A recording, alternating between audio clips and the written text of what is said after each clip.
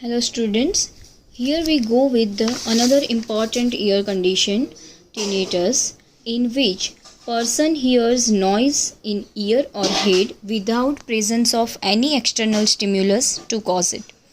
This is normally occur in patient who is suffering from stress, anxiety, depression, insomnia, difficulty in concentration, and different people experience different sound such as ringing, buzzing, hissing, whistling, roaring, etc. Now, it is defined as a noise in ear or head. This type of sound or noise divided into the two types of tinnitus. First, if the sound heard by patient himself only, it is subjective tinnitus, and if the sound heard by examiner too, it is the objective tinnitus.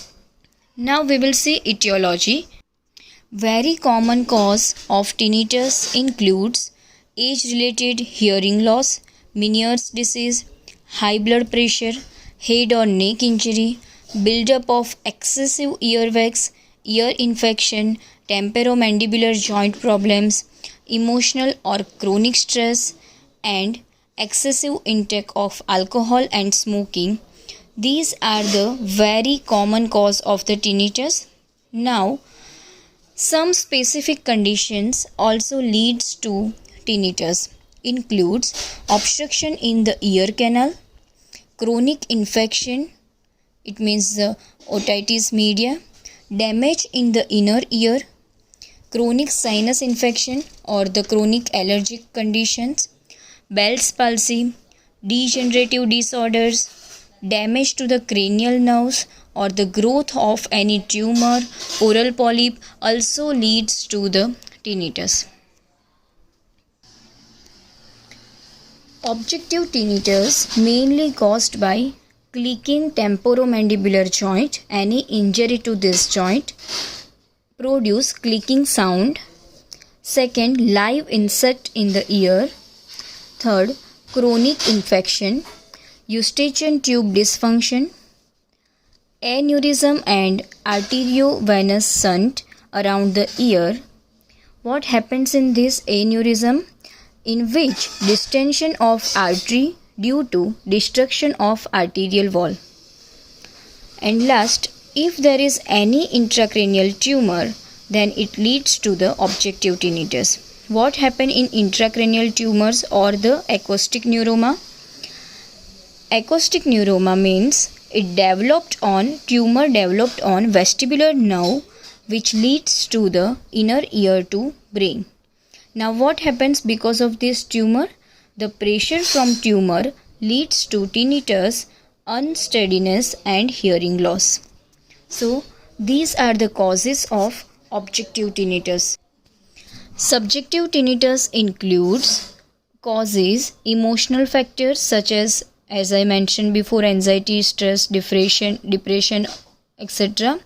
Second, deafness. Age-related deafness is most common which develops subjective tinnitus, and if there is no deafness, it means tinnitus without deafness, then certain conditions such as anemia, hypertension, hypotension, hypothyroidism, dental caries or impacted wisdom tooth also lead to subjective tinnitus. Symptoms in which the sound which is produced in the head or ear, this sound may be intermittent or continuous. There is a high pitch or the low pitch of the sound, and fluctuation of sound is very common. Which type of sound? The sound perceived are buzzing, ringing, hissing. Hissing means irritating sound, roaring and whistling. Sound which may occur occasionally and may come and go. Sound which lasts up to 1 to 2 hours and sometimes longer. Hearing loss, dizziness, unsteadiness, clicking sound due to the temporomandibular joint disease, pulsatile sound if there is a hypertension which accompany your heartbeat. So these all are the symptoms. You have to write characteristic of the sound in this. The sound may be high or low pitched. The types of the sound, intermittent and the continuous, clicking of sound due to the temporomandibular joint defect, etc. So these are the symptoms. Now we'll see the investigations. Routine physician conduct a local examination for any infection or wax, hearing test, audiogram, blood test, MRI and CT scan. These are the commonest investigation. Apart from this, audiometry for deafness, CBC for anemia, vestibular test for rule out the vestibular nerve function, CT scan of ear, BP, blood pressure checkup, neurological examination, serum cholesterol, RBS, VDRL for infectious disease and MRI angiography for artery and aneurysm. These are the common investigation to rule out the tinnitus and the cause of tinnitus. Now we'll see the treatment. Treatment is depend upon the cause of the problem.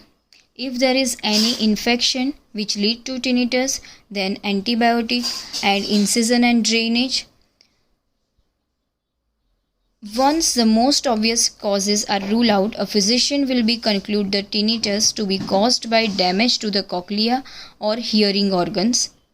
Sometimes some medicines such as quinine, aspirin, antibiotics leads to the tinnitus if it take in the overdose and continuously for a long time.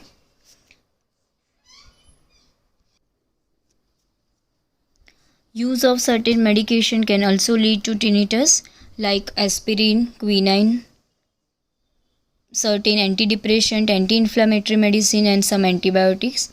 As I mentioned, these drugs may ototoxic and cause damage to the inner ear.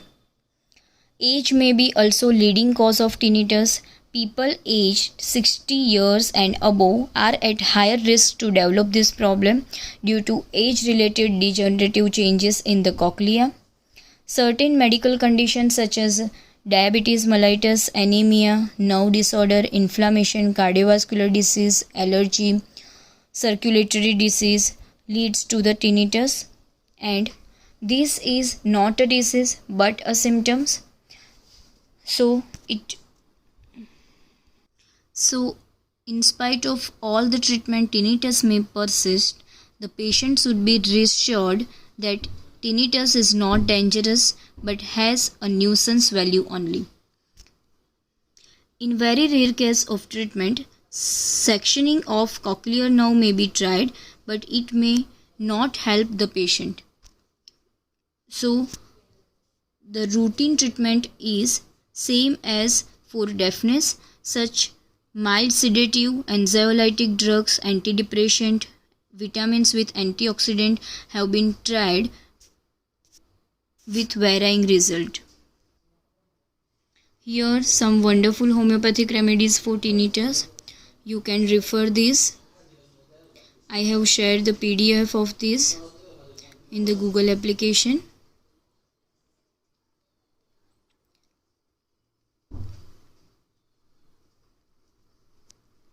So this is all about tinnitus. It may ask in your exam as a short note.